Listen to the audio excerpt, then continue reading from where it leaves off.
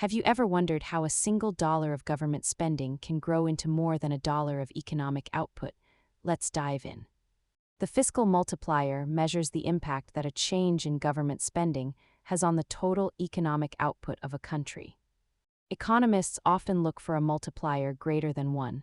This suggests that government intervention stimulates private activity rather than just replacing it. When the government injects cash into the economy, that money becomes someone else's income, leading to a chain reaction of further spending. The multiplier isn't constant. It fluctuates based on the current state of interest rates and how much spare capacity the economy has. As money circulates, each subsequent round of spending is usually smaller because some income is saved or used to pay down debts. Remember that these are theoretical estimates, not guarantees.